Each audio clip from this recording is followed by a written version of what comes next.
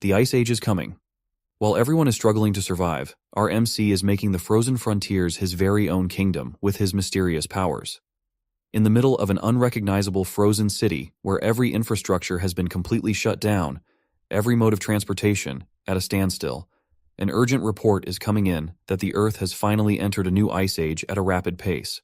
The brave correspondent braced the cold as hard as he could, his microphone freezing over with every passing second, as he informed everyone that global temperatures would continue to drop even more with no signs of stopping. But he urges the public not to give up hope. Balling his fist, he projected confidence that the government had not forgotten about its citizens in these tough times. That as long as they stand together, the people of this strong nation will overcome this daunting crisis. Just as he was about to spiel more unity propaganda to quell the masses, a whole-ass frozen airplane made a crash landing in the middle of the city, plowing through the reporter and his whole crew. A man watched this final shot of the last news broadcast covered by the remaining TV station in the country. He watched it on a miserably frozen screen. After that plane crash landed on top of the remaining news network team, the TV finally cut into static. No more overcast news coverage of what's happening outside. The room of our protagonist, Han Feng, painted a picture of someone who tried to fight, but finally gave up. He did not even bother cleaning up the mess of what little supplies he had left. The area around his entrance is filled with boxes of useless stuff and dwindling provisions. Outside, someone had been knocking quite hard and calling his name in a panic. Finally hearing the incessant calling of his name, Han Feng stood up from his filthy, frozen apartment, took a steel bat modified with some nails, traces of blood still visible on its surface, and walked towards the door. Han Feng was gaunt. He had the combination of the thickest possible winter wear, but it was not enough to stave off the cold. He slowly and carefully peeked at the peephole to see who was on the other side of the door. Who he saw shocked him. It also excited him a little bit. It was a woman he was very familiar with before the Ice Age even kicked in. She also had her thickest winter wear on, but standing outside, exposed to the elements, made her face red and her body shiver uncontrollably. Han Feng opened the door with a slight flush on his face. The woman's name is Hyona, and he has no idea what she is doing outside of his door. Still holding the bat, he urged her to come inside where it was warmer and safer. These days, the outside world has turned into a dangerous, lawless land. Hyona swung the door open wider to enter Han Feng's relatively safer room. The next thing you know, she was already grabbing him by the collar and pushing her lips onto his. Her little bonnet even fell with how fast she moved. Han Feng was surprised, but he did not pull back, and his cheeks got even redder. This deep and passionate kiss went on for way too long, if you ask me. But let our boy get some of that sloppy kiss action in the middle of an abandoned hallway outside his home. When they separated, both Han Feng and Hyona were breathing heavily, their tongues still out, spit still dribbling. The world is ending, and this is what they're doing? Totally understandable. Realizing what just happened, Han Feng pulled back and asked what had gotten into this woman that she would just grab him and kiss him the second he opened the door. Still trying to catch her breath, she confessed that she had a realization that Han Feng was the man that she truly loved all this time. Tears were starting to form in the corner of her expressive eyes while telling him that he was the one she was supposed to be with all along. It takes a crisis to see someone's true colors, to see who really cares for you. Who will be there for you no matter how hard things get. Speaking of hard, Yona wanted to prove that what she was saying was the truth by taking Han Feng's hands and putting them against her chest to feel how fast her heart was beating. She promised that she would be willing to do anything just so they could be together now. Hearing the word anything wiped out any semblance of rationality in our boy's brain.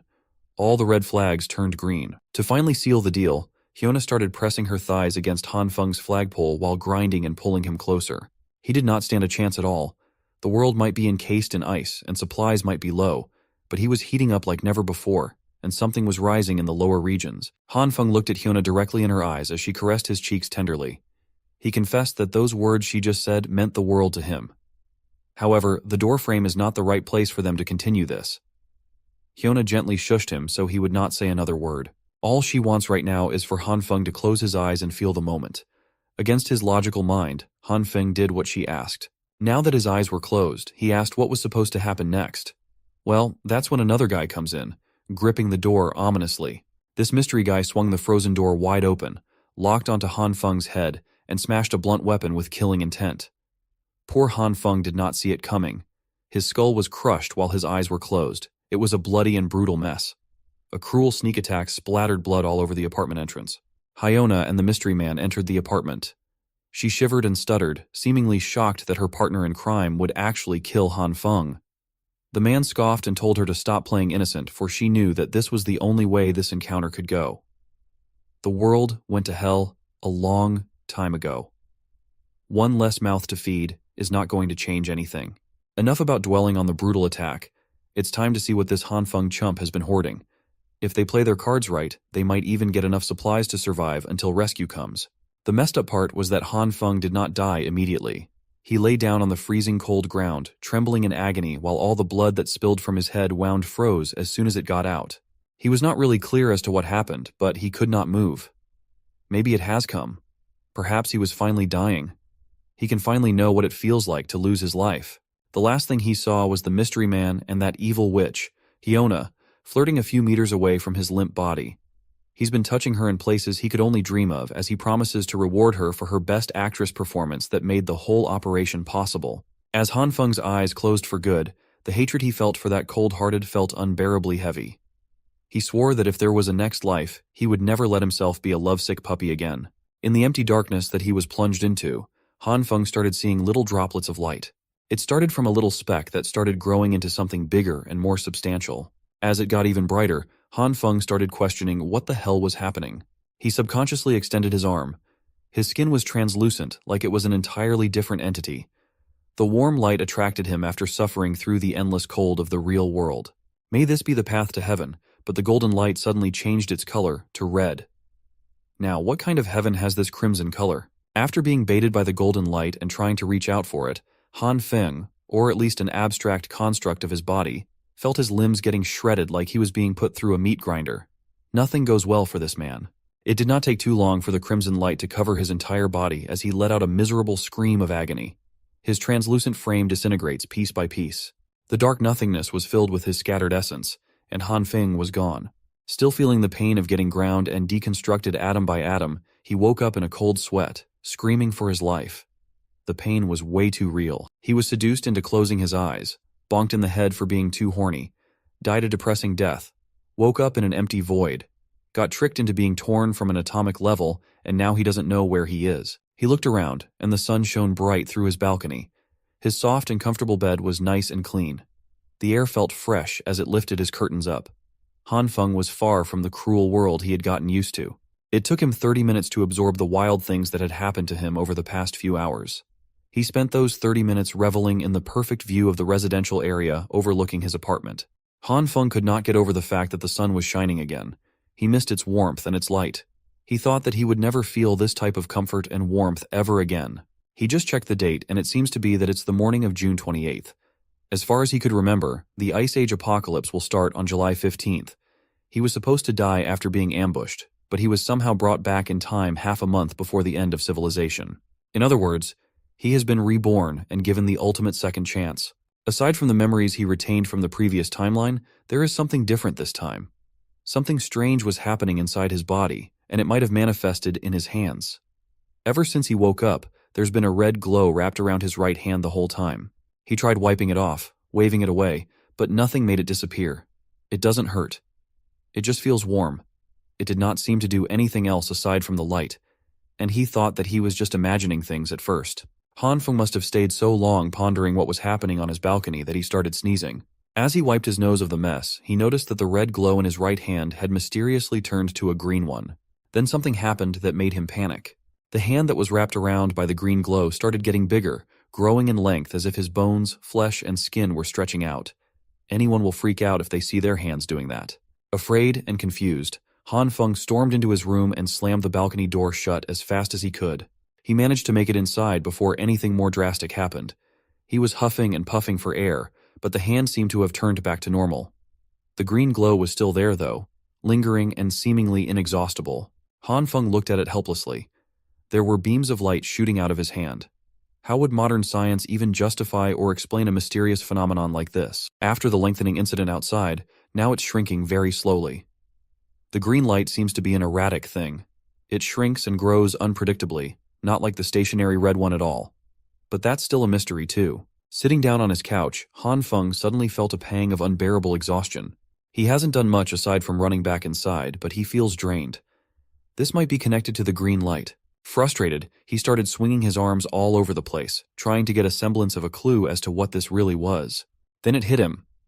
Isn't this just like those manhwa stories that he loves to read? He immediately sprinted to the kitchen and grabbed his sharpest knife. In those manhwas that he loves, the protagonist always starts their stories by being reborn. Just like them, maybe he will gain cheat-like powers. He wanted to test this out by grabbing the coolest thing he could imagine and posing with it. After a few minutes of waiting for something to happen, anything to change, Han Feng just scratched his head in shame as the sharp knife did not react with the light in his hand at all. He was so busy trying to find out if he had some fantastic, cheat-like powers that he neglected his exhaustion and the rumbling of his stomach. He's just starving at this point. Unfortunately for him, the Han Feng of the past, who's clueless about the coming apocalypse, is a lazy bastard who does not even have a single piece of edible food in his fridge. This was getting bad. He had never felt so hungry before. If he does not eat something soon, he will most probably pass out at any second now. He turned his attention towards the living room, where a clear jar of soybean snacks was just sitting quietly. These roasted soybeans were just some leftover snacks he got before the apocalypse. It's not exactly a complete and filling meal, but it will have to do for now. It should tide the hunger before he hits up the supermarket later. He grabbed one of the roasted soybeans, unconsciously using his right hand, momentarily forgetting that it had the mysterious green light wrapped around it. Han Feng was too hungry to think of anything else. So, he tossed the soybean right into his mouth, hoping to get some type of food into his system. As soon as the bean hit his tongue, a smoky explosion occurred right in his face. The fog it created almost covered his entire upper body. Much to his surprise, he was now munching on a beanstalk. It looked as though the roasted soybean had sprouted inside his mouth. He could feel the roots on his tongue, and the stalk itself extended outward. He pulled it out, and the plant left an earthy taste in his mouth. Out of all the bizarre events he's been going through lately, this might be near the top. He was just about to snack on some roasted soybeans, and now this happens. Moreover, he does not feel tired anymore. It seems like that explosion on his face erased the hungry sensation he was feeling. Looking down at his right hand, the green light has vanished too. Maybe all of this has something to do with what happened to the soybean. He plucked one of the pods in the stalk and examined it carefully. Opening the luscious green pod, he confirmed that it was just an ordinary fresh bean sprout. Maybe this is the power that he was daydreaming about. No matter what, this is undoubtedly an incredible discovery that should be studied more. Still, he can't really research anything while worrying about dying of hunger at any moment. Right now, he has a bigger fish to fry in the form of stocking up on supplies before the end of the world, as everyone knows. For the first time in a long time, Han Feng could walk out of his apartment to feel the sun on his skin and hear the birds sing. He could walk amongst the bustling crowd of people in the commercial district, minding their own business instead of holing up in their homes, fearing the cold. Han Feng was in deep thought as he walked to his destination. Let's get this straight. First, the red glow around his hand has turned to green. The green light shrinks and grows his limbs, making his heart beat faster and super tired. When he touched the soybean snacks, it sprouted into a whole stalk. Looking at his right hand with more questions than answers, he wonders just what kind of power has been bestowed upon him by who knows who. He continued his contemplative walks casually until he heard a familiar, sweet voice calling his name that would have melted him before, but would make his blood boil now. Han Feng did not realize it right away, and turned around to see who was calling him by name. It was that evil witch that got him brutally killed, Lee Hyuna. She flashed her wide smile. Her makeup was on point, hiding her rotten personality. She asked if Han Feng was out shopping too. She even employed her expert witch tricks, appearing as pretty as humanly possible while commenting about how it's like fate that they ran into each other in this place. Han Feng hasn't really had the chance to digest everything that has happened yet. But seeing Lee Hyuna out in the wild is starting to bring back the bitterness he held onto until his final breath. Lee Hyuna used to be the goddess of his dreams for 3 long years. He was a simp that did everything in his power to make her happy. He did all that, knowing full well that he was nothing but just another fallback guy in the friend zone. No, he wasn't even in the friend zone. He was just a piggy bank. For all those years of devoting himself and his wallet to the wrong girl, he never would have thought that she would be the one that would get him killed. Before he could go out of control, Han Feng pinched himself to stay grounded and calm. It took every bit of his willpower to do so. Thinking rationally now is not the time to take his revenge. Not yet, at least. First, he needs to take care of the supply problem unless he wants to be miserable and hungry in the Ice Age again. Lee Hyuna walked closer and waved her hand around his eyes while asking what he was spacing out for. This has never happened before. It used to be that just hearing her voice would make the poor sap swoon. Han Feng swallowed his hatred for the witch and faked a smile as he apologized for being speechless and for how especially beautiful she looked today. She was just so radiant that he got a bit lost in the moment. Now that's more like it. Lee Hyuna coyly laughed and asked when he got so smooth with his lines like that. Her lips lifted to a slight and confident smirk, thinking that he got this boy eating at the palm of her hands. So, she went for the heart kill shot with the most adorable pose in her arsenal. Lee Hyona invited Han Feng to go shopping together, but they had run into each other anyway. Now, there is a limit to how much time Han Feng could face her without losing control of his rage. So, he just walked on and apologized that they wouldn't be doing any shopping together today. Lee Hyona was stunned. This was not how it was supposed to go down. She was supposed to get some free stuff from a pathetic simp. While walking in the other direction, Han Feng couldn't help but praise the girl's technique. But he won't fall for it. He won't be used as a personal ATM again.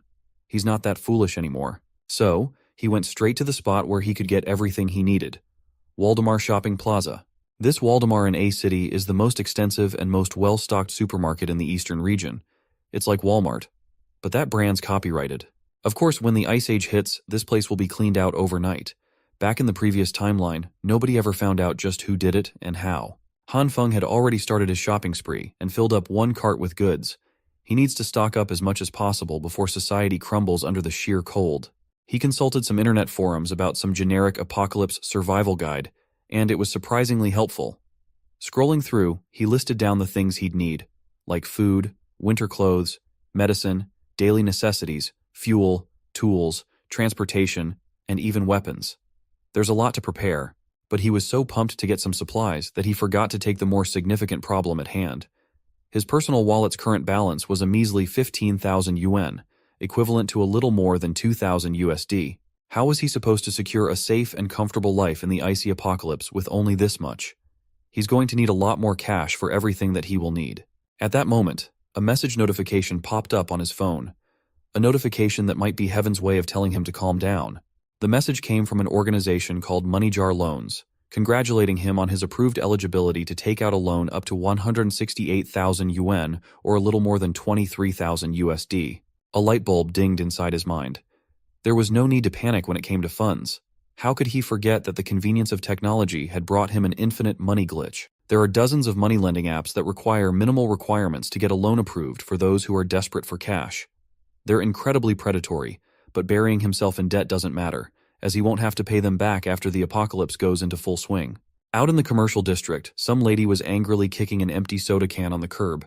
She's obviously upset about something. It turned out to be Lee Hyona. She looks like she is not in the best mood at all. Her eyes were full of toxic vitriol as today, one of her many simps dared to refuse to take her shopping when she got all dolled up to get spoiled. She was seriously pissed off that Han Feng would just take off like that without letting her deplete his bank account like a worthless leech. She started insulting the guy in her mind for being a pathetic loser who doesn't even own a car. Lee Hyona vowed never to be nice to that simp again. Her angry walk was interrupted by some loud honking coming from the car coming up on the road. Curious, she turned around to see what's up. It looked like a brand new truck straight out of the dealership. It was still shiny and premium looking. Han Feng was lowering the windows in the driver's seat. He just pulled up to greet Hyona as he just happened to pass her by while she was doing a walk of shame along the commercial district. Seeing the new wheels, Hyona's vow to never be nice to Han Feng again has seemingly melted out of her mind.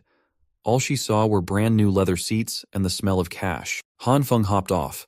When asked if the car was his, he answered affirmatively, adding that he just got it earlier. She came up to the witch and made up some story about how his dad has been killing it in the United States, business-wise, so he got some cash to blow. He even added that he just got out of the airport after dropping off his old man. Lee Hyona's face lit up. The only thing that could make that happen would be the possibility of striking it rich. So, she took a deep breath and put her game face on for Han Feng. This is the second time that she's doing this today. She looked to the ground and started trembling lightly. Knowing that Han Feng took his wealthy father to the airport today, she began apologizing for asking him to go shopping without knowing that he'd have a busy schedule. Then the waterworks came down. She started summoning those tears at the perfect time while meekly telling Han Feng that he was so cold to her earlier. She thought he was ditching a good friend. Han Feng smiled with satisfaction. This academy-worthy acting would have worked wonders with the previous him, but things are different now. He could see through it all. This silly girl was a pro. He did not hesitate to hold her by the waist, pulling her closer.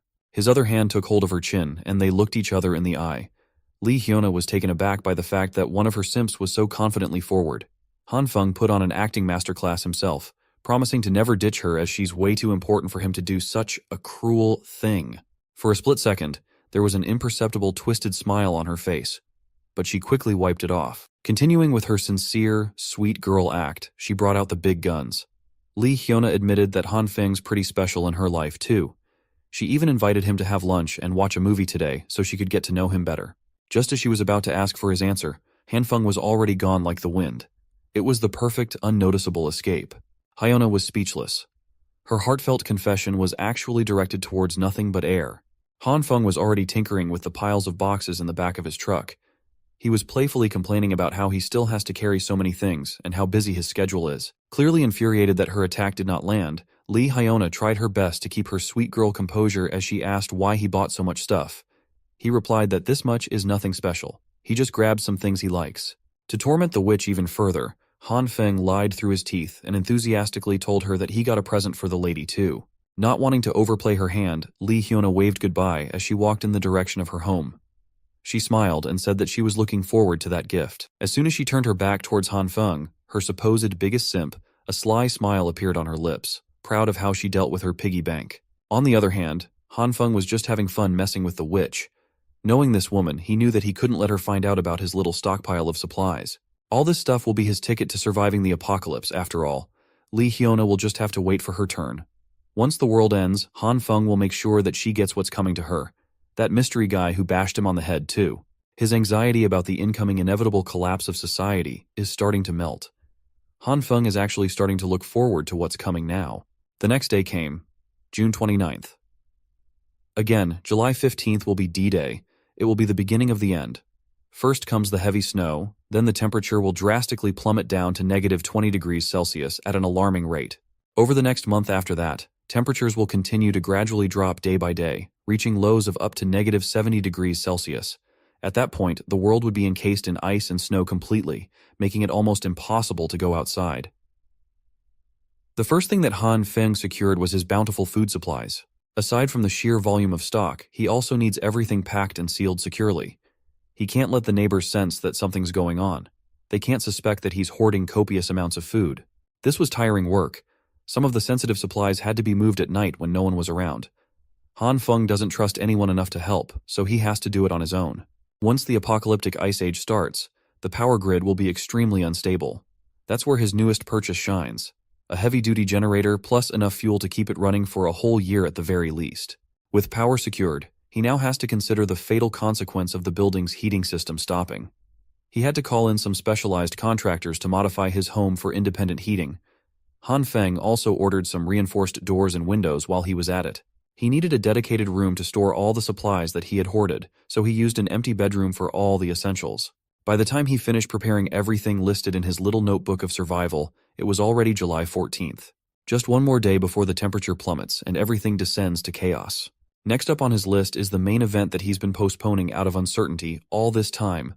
It is time to buckle down and actually study his mysterious ability. Han Feng made a home-cooked meal for dinner while pondering his survival in the incoming Ice Age apocalypse. When things get hard, relying solely on the supplies he has accumulated won't be enough. But he has a possible answer to this problem.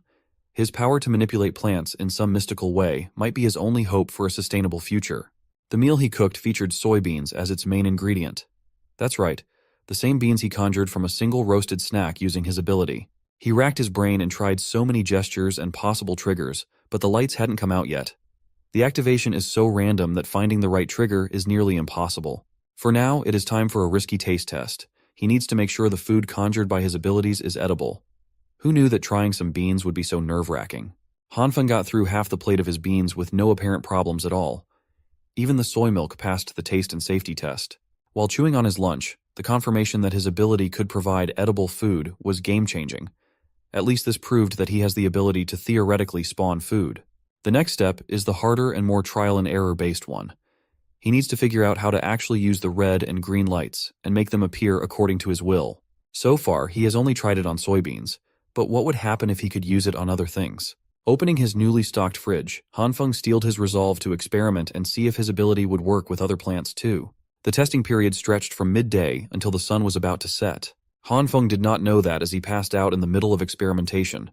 As he slowly opened his eyes, he noticed that he was gripping something tightly in his right hand. A green vegetable of some kind. A massive broccoli. Slowly getting up from the floor, He could not be bothered by the absolute mess that was in his kitchen, as the pain in his head was hellish. It felt like something was pounding from inside his skull. He has to take note of this sensation in the future. This power of his takes a severe toll on the mind and the body, and it cannot be used without restrictions unless he wants to pass out and wake up with a migraine every day. After getting up, he immediately got a spoonful of his beans to refuel again. He might have pushed himself to the limit today, but at least he learned something vital about this mysterious ability of his. A few hours ago, before he blacked out, he neatly arranged a diverse selection of produce on the kitchen floor. He tried using his power on a bunch of them after he managed to activate the green light. Some root crops like potatoes did not react to his green light at all for some unknown reason. But not all of them were duds. Some of the crops grew from the seeds into full-blown plants like the soybean stalks. Wheat was one of those. And some neither stayed the same nor grew into full-blown crops. They just exploded in his hands like mini-bombs. It was a frightening experience that caught Han Feng off guard. After those explosions, the plants would turn into a substance that looked like coal but was very light. This development was certainly outside of his expectations. Thankfully, he could find some decent use for these inedible black substances.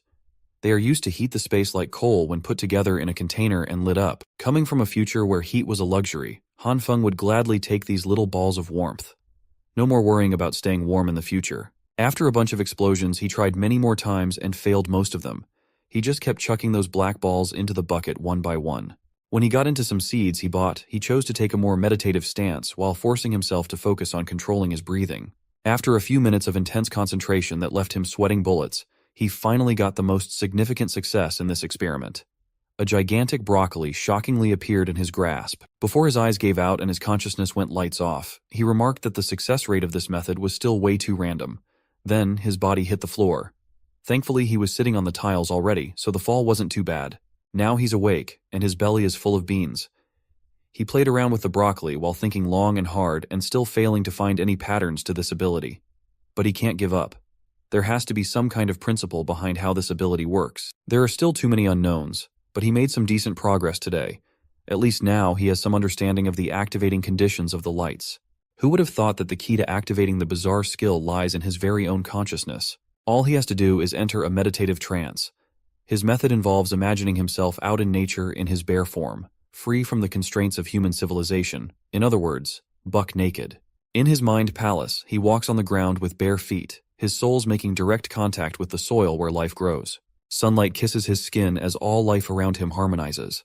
Just like Adam in the Garden of Eden, his body and mind are both part of the natural world, a peaceful resonance of all that has life. Once he enters that state of mind, he slowly opens his eyes and a familiar green glow appears once again. This ability of his is directly connected to his consciousness. Working from that concept, he could freely call on the green light. Now that he's done with all the plant samples with a low success rate, it's time to move on to a different type of specimen. The target of the second experiment would be all kinds of meats this time around. So he slowly brought his right hand wrapped with the green light towards a juicy slab of meat. He already half expected it, but it's still disappointing that there were no reactions at all. Maybe the green light only works on plants. Thinking that the gentle approach might not be effective, Han Feng grabbed his meat and squeezed hard while praying that his right hand would work its magic. After a few minutes, he had to accept that nothing would happen. You could see the defeat and dejection in his tired eyes. That was when he thought of the sensation he felt while meditating. In a trance, he could sense two distinct colors, the red and green lights. Throughout the experiments, he hasn't tried using the red one yet. Grasping the primary trigger function of his ability, he only has to concentrate on bringing that red light out of his consciousness. While still holding the meat, he closed his eyes and tried to reach for the other ability lying dormant inside his system. After a little while, a spark of red light finally made an appearance on his right hand. With that initial spark, the glow swiftly wrapped around his hand. Surprisingly, it also wrapped around the piece of meat. It looked like it was creating some sort of bubbling reaction at the meat's surface. A few seconds of intense concentration later, Han Feng opened his eyes to a putrid pile of hardened dark red sludge that looked like it came right out of hell as the red light subsided. He immediately threw that vile thing on the ground out of sheer disgust. You would undoubtedly do that too, in his position. Realizing that this disfigured sludge might provide some valuable insights, Han Feng crouched on the ground to observe it. He poked the thing, and it was a little squishy. So this is how meats would react to the red light. It might look revolting, but the texture and overall feel point towards the possibility that the meat got cooked or something. Was this really all the red light can do? Heat things up, Stoves and pans could do the same thing, and they could produce more appetizing meals than whatever the hell this is. Han Feng refuses to believe that's all there is to it. Upon using his consciousness to trigger his abilities a fair bit amount, he could understand his capabilities on a deeper level. If he were to describe the red light sensation, it would be like a disintegration process. His next meat experiment looked a lot better than the first one. But if that's the case, understanding the underlying concepts of these two lights might be easier than he initially thought. He grabbed a bunch of soybeans from his bean pile and gripped them hard in his right hand. In his left hand was the red light and the cooked-up meat. If the green light represents the evolution of matter, then the red light is the opposite, which would be disintegration. Since he's already testing out some confusing concepts, what would happen if he combined the green light grasping beans and the red light grasping meat? The result was an even bigger reaction than he was expecting. The combination produced a bright, blinding light between his hands. When the lights died down, it was revealed that his meat got a lot bigger as a result. The meat had been supersized, but where did the soybeans in his right hand go? Could it be that the two subjects merged together, producing this giant slab? Han Feng meticulously inspected the big meat. No matter how you look at it, it's undeniably incredible. It looks, feels, and smells exactly like real meat, but even fresher somehow. Gaining some confidence that he's getting a lot better at this superpower thing, he decided to go for some more experiments. After a few hours, he was back to square one once again. His kitchen floor was filled with charred remains of meat and crops. He frustratedly threw a tantrum, and everything he tried failed miserably. Getting all that exasperation out of his system, Han Feng sat up and took a deep breath. He'll just pause the experiments for now. He can always just take his time to figure out its deeper intricacies later. Anyway, today was still a productive one, even though he ended it on a bitter and charred note. Han Feng can already see the future if he can just successfully master this mysterious power. There's no doubt about it. With infinite resources, he would be the man standing at the pinnacle of this post-apocalyptic world. It's his dream, so he could put some sweet muscles in his image. Speaking of power, he might have forgotten one of the most important aspects of survival. Food alone is not going to cut it in the coming days. He will be completely vulnerable with all this loot if he doesn't have a decent weapon to defend himself. He swiftly took the various crops littered around his floor. He has to hurry and find himself a weapon before the temperature goes on a nosedive.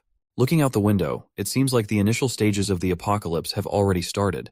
Snow is beginning to fall from the skies. It's here. The public might think this is just a typical snowy evening, but it's not. Just like the previous timeline, it really is happening. The collapse of modern civilization is commencing. Heading outside, Han Feng fears that the temperatures will drop to 45 below within the week. He needs a gun, and fast. But buying a gun in this country is illegal, and he doesn't exactly have any connections to the criminal world. That's when he overheard a scandalous man yelling and boasting that he's a construction guy with millions riding on every project. The dude was bragging to a passerby that he knows the infamous Lao Wang from the Shigang Lida group. They're so close. They're practically brothers. Han Feng thinks he's seen this thug before. A dumbass with an exaggerated fashion style, blinged out with jewelry of questionable authenticity and over-the-top streetwear. A guy who offers everyone cigarettes for some reason.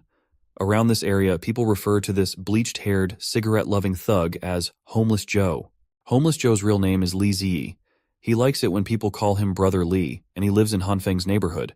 He's reputed to be in charge of contracting projects and knows everyone around the area. If you offer him some cigs, he won't accept any other brands as he only smokes Huazi. Other brands make him cough. He's always helping his big brother with projects and looks forward to going to saunas. In reality, this bum does not have a proper job, but he always acts so busy.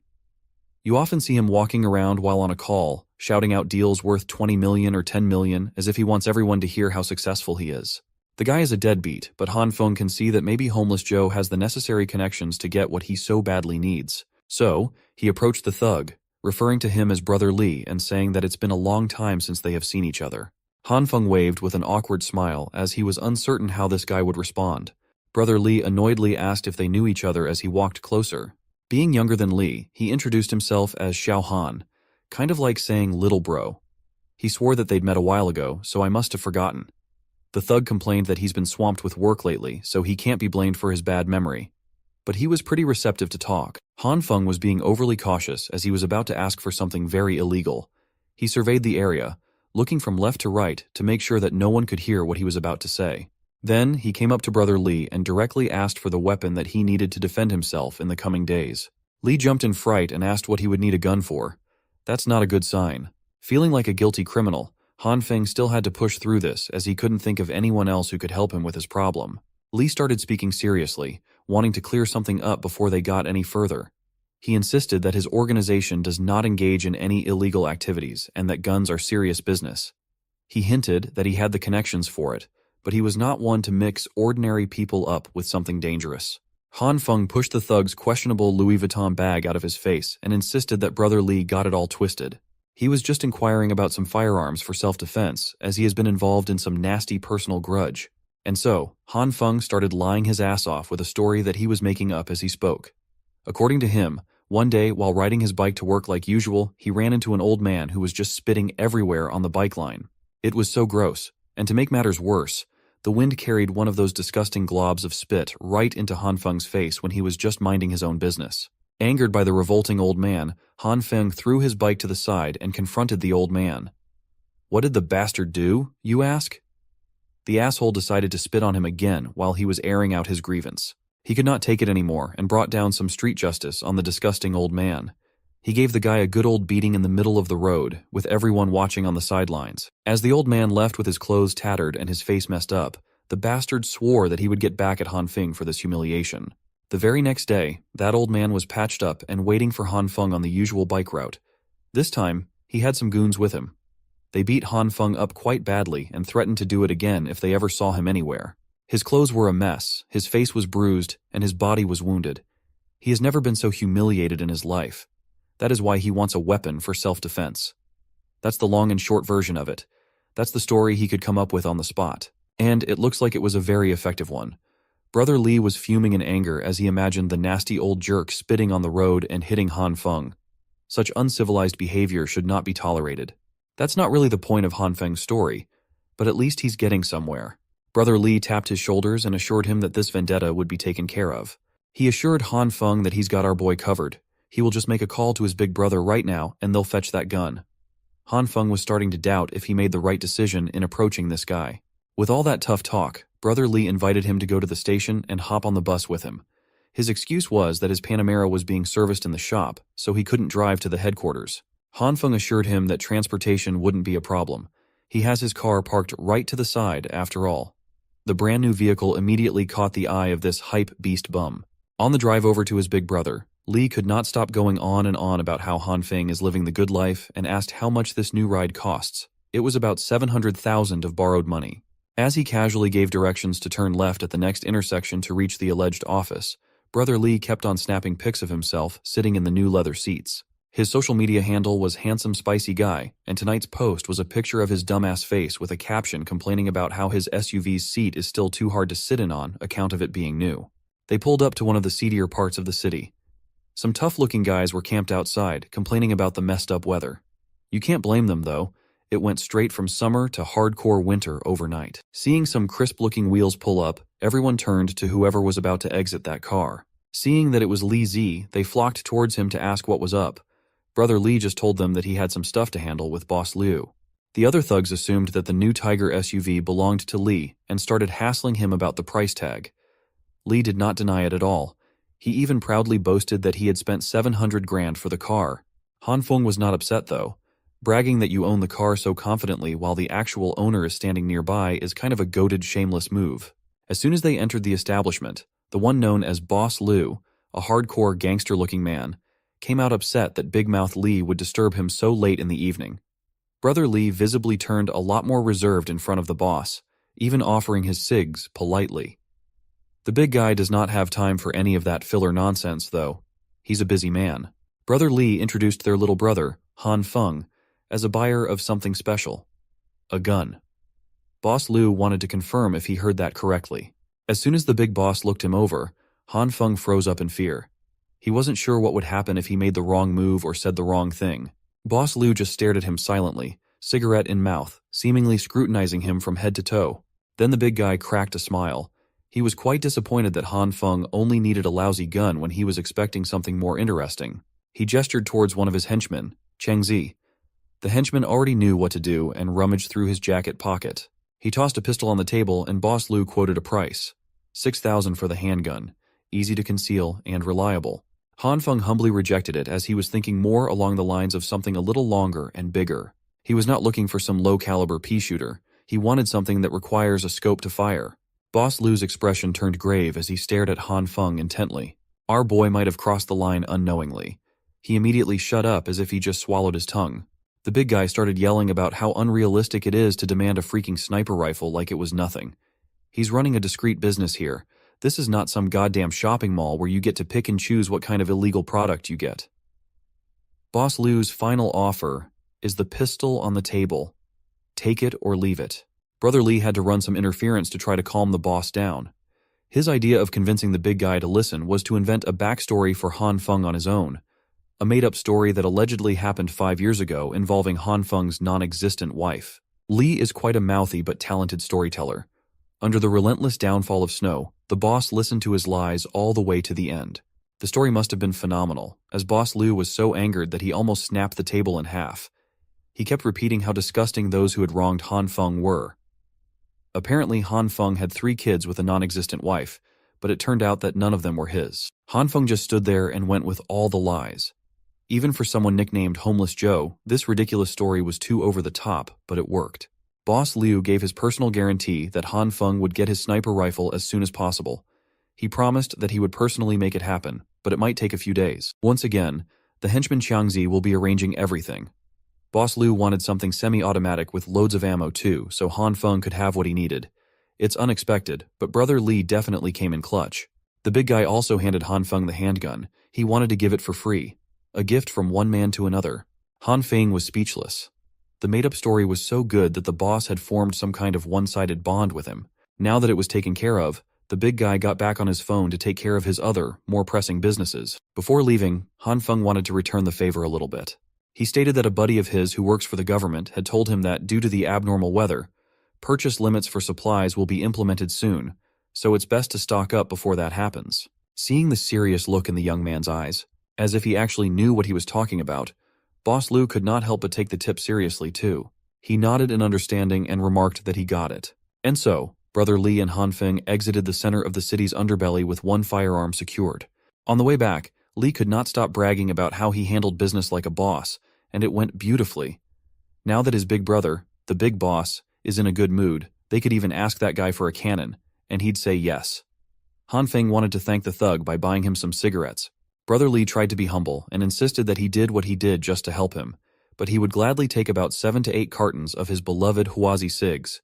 He even promised to take Han Feng to a sauna once he got paid for his so-called project. Our boy was already thinking about his next logical move. Supplies are secured and the weapon is obtained. He should be set for the early days of the apocalypse, at the very least. He can focus on studying his abilities. Fully solving the food problem would make his long-term survival chances skyrocket. He was so absorbed in his own world while walking that he didn't notice an icy part on the ground and slipped. Han Feng was so concerned with survival that he failed to follow one of the ironclad rules in the upcoming ice age. Do not get injured. He fell quite badly. His leg must have absorbed the impact of the slip and had been damaged severely. Brother Lee didn't know what to do as he ran towards his new pal's side. This is bad. From the sharp pain he was feeling and the awkward landing, there was a very real possibility that his leg was broken. He shakily took his car keys out, handed them over to Brother Lee, and requested to be taken to the nearest hospital as soon as possible. Lee just scratched the back of his head and admitted that he actually doesn't have a driver's license, insisting that he can't drive without one. But it's safe to say that this bum just can't drive, period. At least he didn't leave Han Feng on the floor to writhe in the pain of a broken leg. He offered his shoulders to lift Han Feng up, but he struggled hard to do so. Both of them wouldn't make it to the hospital alive at this rate, so Han Feng just called a taxi that he had to pay for since Lee is a broke bastard. Even the hospital, an essential establishment, was starting to freeze over under the intensifying blizzard. In the nurse's office, someone named Jian was left to take care of the night shift on this whiteout night. The snow was getting heavier, and the roads were starting to get buried deep. Head nurse Jian had only just started her night shift, but calls coming from the hall were already flooding in as the emergency section was severely short-staffed. The pretty nurse had no other choice but to step up. Upon getting an x-ray in the hospital, it was confirmed that he had really broken his leg. The doctor explained that there was a stable fracture on his right tibia. It would be easy to set, but he'd need to stay for an hour of observation before going home with his meds. This accident could not have happened at a worse time. It just had to occur before the apocalypse went into full swing. While looking at his X-ray results, Han Feng regretted being so careless. Brother Lee accompanied him for most of the process, but the dude had to leave as he apparently had a few deals to handle. He's a real one though, and he even left his number in case Han Feng needed anything else. Now that he was alone in the hospital lobby, Han Feng sighed heavily. He wondered how he could make such a stupid mistake at such a crucial time. Looking at the chaos around him was stressful. The hospital quickly overflowed with patients, victims of accidents caused by the sudden blizzard and quickly plummeting temperatures. Emergency beds lined the hallways as a grim testament to the worsening conditions outside. As for him personally, he just wanted to get his meds and leave this place as fast as possible before the roads closed for good. Thankfully, his idle time would not be boring as a goddess had just walked right in front of him. Head nurse Jian had come to bolster the understaffed emergency room. The first bed she checked had a patient with heavy wounds. Next on her rotation was bed 5, where a patient's wounds had just been cleaned. Thankfully, the vitals were stable. Bed 5 just needed another dose of glucose in 10 minutes. She advised the attending nurse that if the patient's heart rate dropped below 80, epinephrine must be administered immediately. Throughout the rounds of the head nurse, Han Feng could not take his eyes off her. She was just amazing. Being a head nurse at such a young age, she must be a generational talent. On top of that, he saw how she dealt with all kinds of patients. She was kind and incredibly skilled. She looked like a radiant being in the middle of a hopeless place. Moreover, she was incredibly beautiful. She was working the hectic night shift, but her smile never faltered. She was basically an angel. He was so enamored that his eyes accidentally traveled to some ungentlemanly areas. Han Feng immediately averted his gaze out of respect. But head nurse Jian was just way too unaware of her surroundings. A real airhead. Suddenly, the old man sitting beside him started calling the attention of the pretty head nurse. She was not really required to tend to the patients outside of her rounds, but she still took the call with a smile. Head nurse Jian politely apologized to the old man and asked if she could come back a bit later to help, as she still needed to provide urgent care to some patients to cover for the staff shortage. The old man complained that his back hurt too much. He explained that the back pain had been worsening lately and wanted the head nurse to take a look to see what was causing it. In reality, this bastard was just a dirty perv trying to film below her skirt. Not noticing what was really happening, Jian just smiled and apologized once again, saying that for such back problems, they might need to schedule an X-ray just to be sure. The old perv started getting pushy, urging her to just take a quick look as he pointed to where it hurt. The bastard even got up from his seat to touch the angelic nurse inappropriately. Being the airhead that she usually was, Jian just laughed as she was naturally ticklish. For back problems, it's really advisable to wait for the resident physician's exam. The perv started pushing it, his hand crawling even lower from her waist. This disgusting act would have continued longer if something or someone had not made it stop. A freaking flying crutch forcefully smashed against the old perv, giving him some real back pain and knocking the phone away from his hands. Ever the kind-hearted healthcare worker, Jian wanted to check if the old man was all right. Thankfully, Han Feng came to her rescue, humbly apologizing for his crutch flying to the side as this was the first time he was using one. He bent over and went straight for the old perv's phone while blatantly questioning if it was broken or not. Just as he was about to touch it, the perv started sweating nervously and screaming at him to stay away from the phone. Han Feng did not listen. He walked all the way to the side of the room, got his bandage all messed up, and wouldn't let this freaking lecher get away with doing something so disgusting. As soon as he opened the phone, his suspicions were proven right. He looked at the creep directly in the eyes. If looks could kill, the geezer would have died by now. The proof was already there on the home screen. This perv had some nerve filming up a hard-working nurse's skirt and even assaulting her. There's no good reason why Han Feng shouldn't call security and have them escort the bastard to a jail cell where criminals love putting pervs in their place. Han Feng would be keeping the phone, and the next time he saw this old creep again, he threatened to ruin his miserable and revolting life. The old bastard knew he had no other choice but to flee and never show himself near this place again, and it infuriated him. The first chance he got up from that hospital floor and bolted out of the door like his life depended on it. Meanwhile, head nurse Jian was just confused as to how someone complaining about severe back pain could run so fast. Han Feng was shocked to see a first-hand display of the most comically naive person he had ever met. He decided to show her what the old fart was doing with the phone, filming up her skirt. Based on her reaction, she really did not notice anything wrong going on. Han Feng handed her the phone with the video footage so she could decide whether to wipe it or call the cops on the owner. He also reminded her to be more careful, so people like that perv wouldn't take advantage of her kindness. She smiled with the brightness of 1,000 stars and then asked if Han Feng's leg was supposed to be injured. The adrenaline from catching that old perv in the act must have numbed the pain from his broken leg, but now that it was dealt with, the pain came rushing back in and he screamed in agony. Thankfully, head nurse Jian was an expert when it came to mending these types of injuries and quickly set the casting back in place. She looked at him and asked if it still hurt. Han Feng thanked her for dealing with his broken leg, and now it didn't hurt at all. At that moment, it was as if only the two of them existed in the crowded room. Jian returned the gratitude as she promised to never let such bad guys get away with messing with her anymore. She would punch them really well from now on. Han Feng just wanted her to be more aware of her surroundings. Seeing as she was letting his broken leg and feet touch her front pillows, it seemed like she had not learned anything at all. She was still as clueless and unaware as ever. While Han Feng's head was in the clouds, another nurse called for Jian as her help was needed on the emergency beds. Before going back to her rounds, the angelic head nurse reminded him not to forget to come back in a week to get his leg checked again. Han Feng promised that he would, but making any plans a week from now was unrealistic. He just smiled, helplessly, for only he knew what was really going on in the world. He took the crutch that he smashed against the old perv and limped his way out of the hospital. Han Feng just accepted the fact that he wouldn't be able to see her ever again. The next day came, and the blizzard had not stopped. It had gotten even stronger instead. It had essentially frozen all infrastructure and services, making just going outside a dangerous challenge. On the morning news, emergency weather reports kept coming in about how, within the next 24 hours, all regions of the country would be experiencing heavy snowfall and a sharp drop in temperatures. Bizarre reports from overseas correspondents showed that temperatures were plummeting in every corner of the world.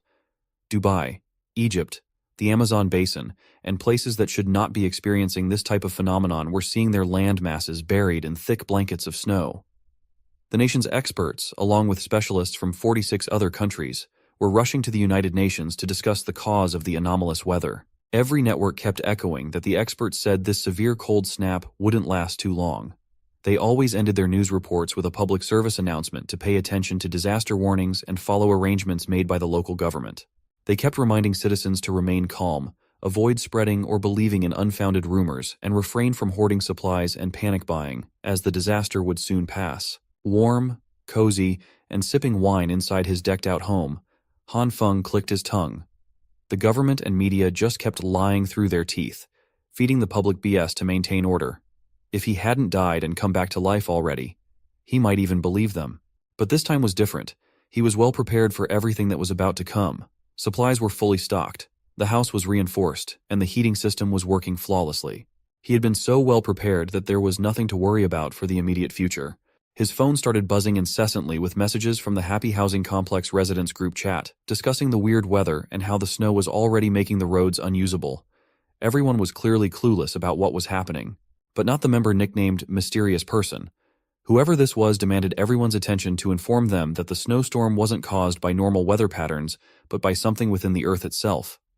Mysterious Person proclaimed that everyone should heed his words as the Ice Age apocalypse was about to begin.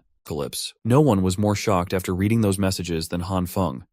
Who the hell is this mysterious person, and how do they know anything about the apocalypse?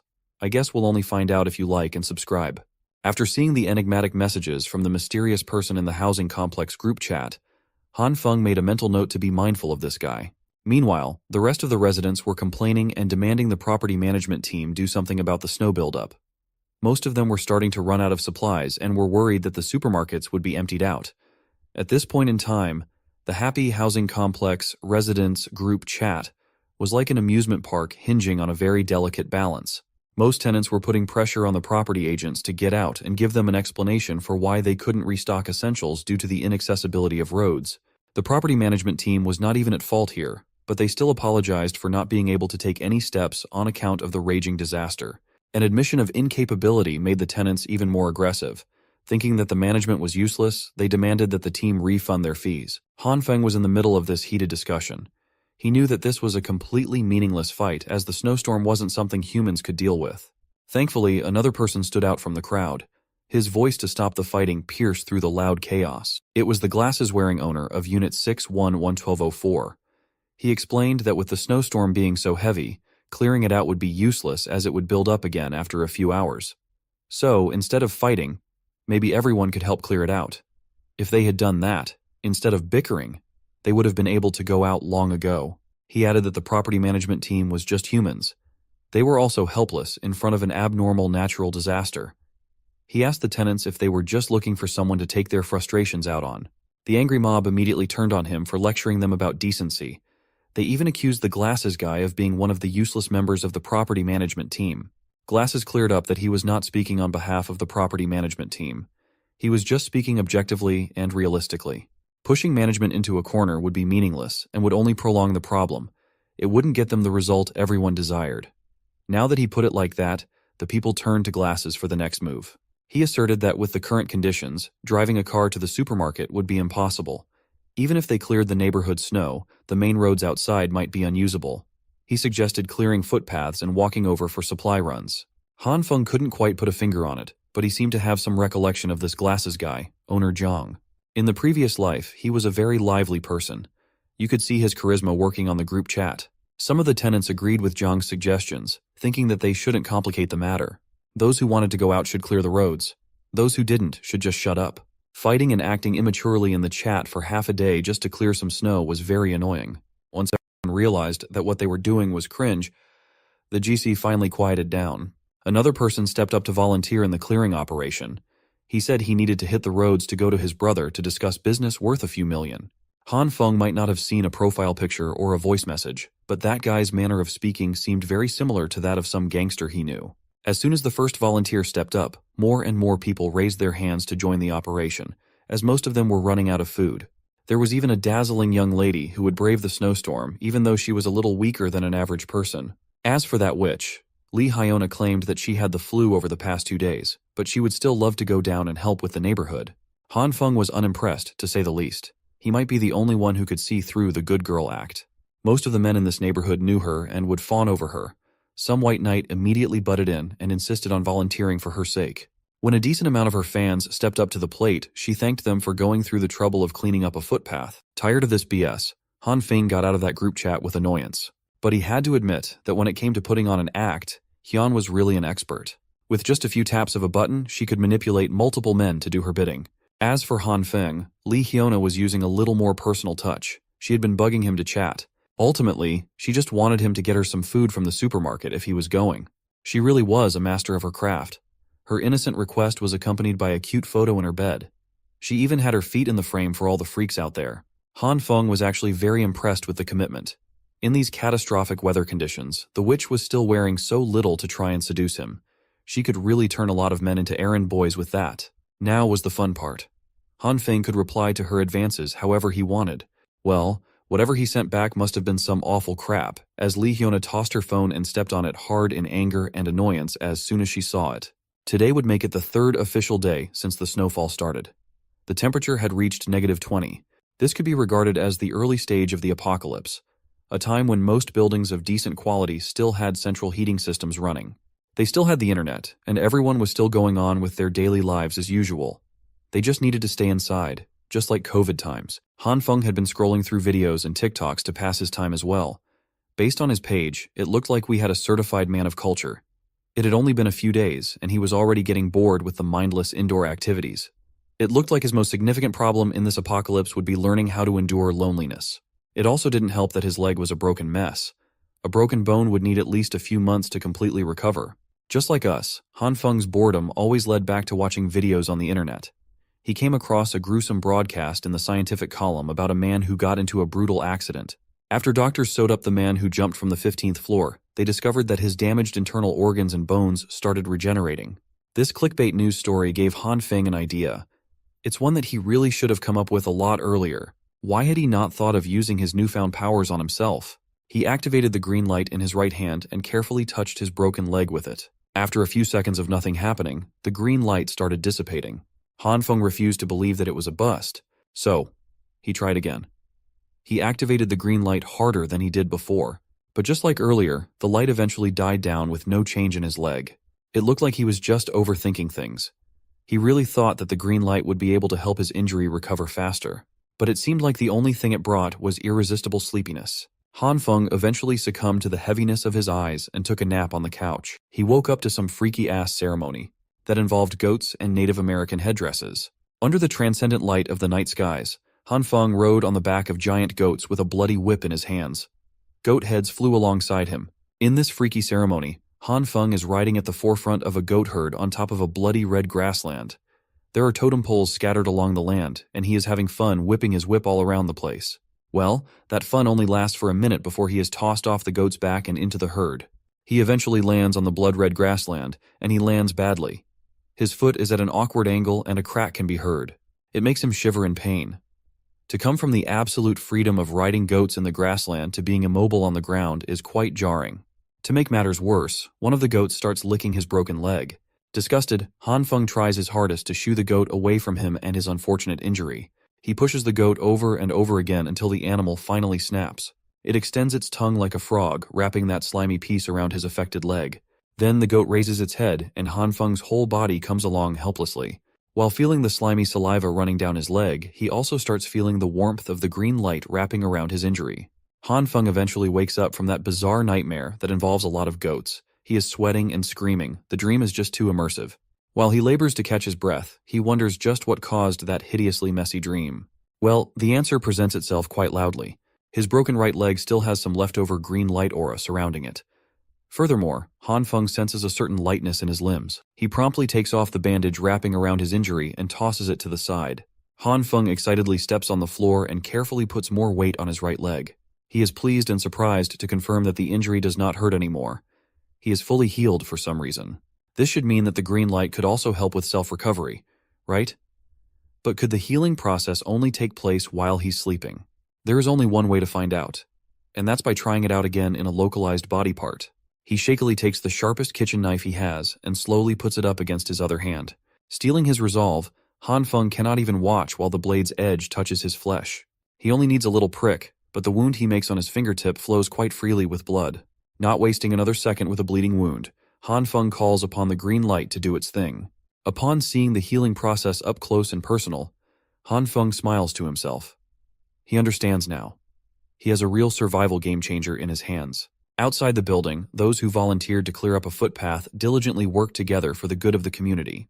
Glasses guy. Thanks everyone for participating in this difficult manual work.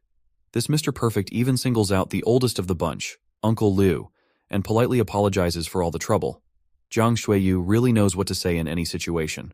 Uncle Liu Guangyao just laughs and insists that he didn't do much as most of the actual work was done thanks to the Jin brothers. Those two, Jin Qinwen and Jin Qinwu, really went all out for the clearing operation. Some real hard workers. While they are busy finishing up the final touches, a young lady wearing a thick pink coat slips on the ice.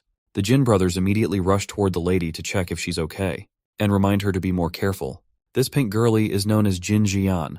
She's a real doer, unlike that witch Li Hyuna, who didn't even leave her room after playing sick. The Jin brothers still have a lot to do, so they just remind Jin Jian to call for them if she needs help. She assures them that she'll be fine.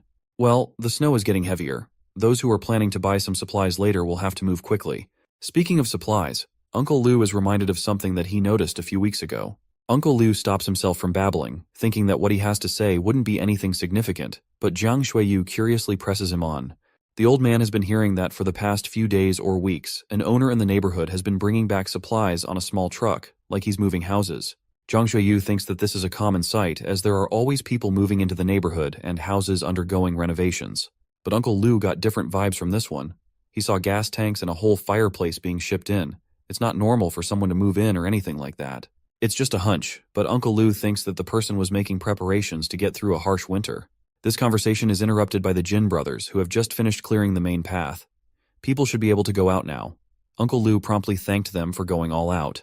But unbeknownst to everyone, there's another tenant listening in from earlier. He heard talks about making preparations for the winter, and his morbid interest has been piqued. This weirdo is quickly neutralized by a snowball landing on the back of his head. Wu Kuan-yu is brought down a peg by this gorgeous woman, Liu Yan. The weirdo tries to argue that he's been doing everything alone since earlier, and she's just been watching from the side. But Liu Yan just dismisses him as an unruly child. Jiang Shuiyu breaks up the fight between the two and informs them that the main path has been cleared and is now good to go. This means that the volunteers can stop shoveling and get ready to head out to the supermarket for supplies instead. Looking at their shopping list, it seems like the Jin brothers have a lot to buy. They even want to buy some for their mom, thinking that she's going to need it. These two are good sons. For someone who didn't want to share the story earlier, Uncle Liu seems way too curious about Jiang Shuiyu's thoughts on the matter of that tenant who brought in a ton of supplies. Truthfully speaking, Jiang Shuiyu doesn't feel too concerned about hearsay. He still believes what the government and the authorities say, that this is just a brief snowstorm that will stop very soon. They only need to endure for a bit. Then they can return to normal. So, He's not too worried about those mysterious deliveries. But even if they step back and assume that this snowstorm is here to stay, if someone in the neighborhood is hoarding a massive stockpile of resources, isn't that a good thing for everyone? Uncle Liu immediately understands what Zhang Xueyu is implying. He praises the young one for being brainy. Under the ruthless snowfall with no signs of stopping, Zhang Xueyu leads some of the tenants to the supermarket. He makes sure that everyone queues up properly. With the snow getting heavier, they need to try and get back within 3 hours. If they get past the 3-hour mark, who knows if they'll even have a road to walk back on. While those brave souls enter the unknown and endure the harsh environment, Han Feng is passed out in his warm and cozy living room, drooling on himself. He would have stayed holed up on this couch forever with all the soda and junk food to tide him over the dull day, if not for the annoying voice calling him to the door. Han Feng lazily opens his door. He wipes the sleep from his eyes and sees homeless Joe. I mean Brother Lee. Well, the smooth-talking gangster has come in clutch once again. Hidden inside a big bag is a semi-automatic rifle complete with a proper crosshair. It's precisely what Han Feng wanted. This was the promised gift from Boss Liu. Brother Lee had agreed to bring it because he had stocked up on supplies beforehand and could now afford not to run around the city like crazy looking for supplies like most of the other citizens. But even so, Han Feng was grateful to him for coming in this weather. Brother Lee also had some very interesting information that various rumors had already started to spread about. Last night, some unknown person had cleaned out the shelves of a supermarket in the Eastern District. And when the Boss Liu gang cleared their way out of the snow yesterday, they were met with nothing but emptiness in the supermarket. To Han Feng, something like this seemed unbelievable, to completely clean out a huge supermarket in one night. Who could be capable of such a thing? However, there was no doubt in Brother Lee's words, and it had definitely happened. Han Feng was now beginning to realize that something even stranger than in his previous life was happening around him. It looked like he wasn't the only one who had gained superpowers. For a second, his thoughts were interrupted by Brother Lee. He advised Han Feng to wear more warm clothes and be careful. After that, he said goodbye and left. Finally, our hero could be alone and think things over. He kept trying to think of a logical explanation for what had happened last night. How could someone clean out a supermarket in one night? The only explanation he could think of was the theory that it could have been done by someone with superpowers from novels and comic books. Someone capable of hiding unlimited amounts of supplies in his personal subspace. The only question was, could people with such abilities exist in this world? And the answer to that question was quite simple. Since he himself had superpowers, someone else could too. This was a disturbing discovery. Now Han Feng couldn't waste a moment. He needed to examine his superpowers more thoroughly, so that when he encountered other superpower holders, he would have his own strategy to counter them. He simply had to know his strengths and weaknesses, as well as the limit of his superpowers. To do so, he opened his diary, and began to study the already known facts about his powers. At this point, he already knew that his power could react with different foods, both plant and animal. With its help, he could quickly grow them, increase their volume, and also fry them, though with a terrible taste. But still. Unfortunately, there were limitations, which he learned about later. The likelihood of success of power application is not that great and differs for different products. For example, for soybeans, the chance of growing a plant is 10%. For meat, it's even less. Han Feng kept failing to understand why things worked the way they did. Suddenly, the soybean under the influence of the force exploded in his hand with an unpleasant green cloud. And instead of a normal plant, our hero had a rock in his hand. Just a stinky rock. This was starting to annoy him. The failure rate was too high. Han Feng had to learn how to use his power more effectively. And he was determined to start practicing hard. After all, nothing helps you learn any skill faster than practice. For this purpose, he spared no time and worked hard until late in the evening. Finally, he succeeded. In his hands, Han Feng had a fresh and alive soybean plant with pods. Such an achievement did not come easy to him. He was sweating profusely and was already quite a good heater for his apartment. But that was the price he had to pay to figure out a few rules to increase the success rate. He found out that green light energy is not constant. And for different products, it is worth applying this green light for different lengths of time, depending on the nutritional value of the product. If you do not guess the duration of application, you will end up with a failure and get a burnt, stinky stone. That is, you need to know exactly the ideal cooking interval for each product. This brings to mind Han Feng. Something familiar. One popular music and dance online game that came out a decade ago, where you had to press the right buttons in rhythm at the right interval. It was also conceivable that the value of energy could be compared to the directions, up, down, right, and left. And the value of the energy input to the object had to be correct every second. And eventually a critical point had to be caught, and the process had to be stopped. If you do it right, you'll achieve success, and every soybean will become a plant. After the success with plants, Han Feng began experimenting with meat. obviously, but meat was different from vegetables. If you did something wrong in the process, the meat would then turn into a disgusting black slurry. However, the principles in turning meat were still supposed to be similar. The first place to start was to determine how much energy the meat needed. Everything seemed to be working and going according to plan. But here's the problem. The chicken leg exploded just like the previous ones with a nasty black slurry. It looked like it would take him even longer to learn how to work with meat than with plant food. Time after time, Han Feng tried and failed. The chicken legs exploded one after another. There seemed to be no end to this series of failures. Finally, our hero's patience ran out. He even cried out in despair, cursing this damn ability with an increased level of difficulty. However, the hero was not one to give up, and while the snowfall outside the window only intensified and the temperature dropped even lower, Han Feng did not stop trying. Traces of it were all over the kitchen. And then came the moment of truth. The last chicken leg. Our hero was already doing everything on automatic with an absent expression on his face and did not even hope for success. Up and down, left and right, red and green energy. It felt like an overly complicated mini-scale game to him. It was repeated one after another, and as soon as he made a mistake, he had to start all over again.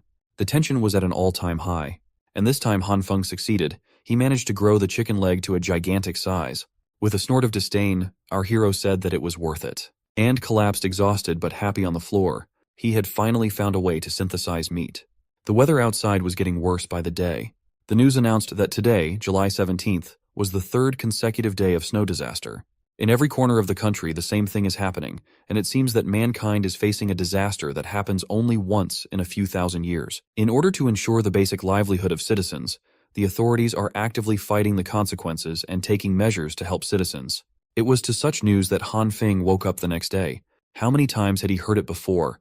Empty warnings and promises about how the heavy snowfall had paralyzed transportation, electricity, and internet. But everything would be repaired soon, and all they needed to do was wait a little longer. Soon, humanitarian supplies should arrive in the disaster areas. Finally, the news anchor advised everyone to stay indoors and not to go outside unnecessarily. For Han Feng, there was nothing surprising in all of this. He had heard all of this in his past life. Suddenly, a notification came on his phone, followed instantly by several more. Han Feng immediately saw that it was a group of residents of his house who had started making noise again, and he simply couldn't help but join in the discussion.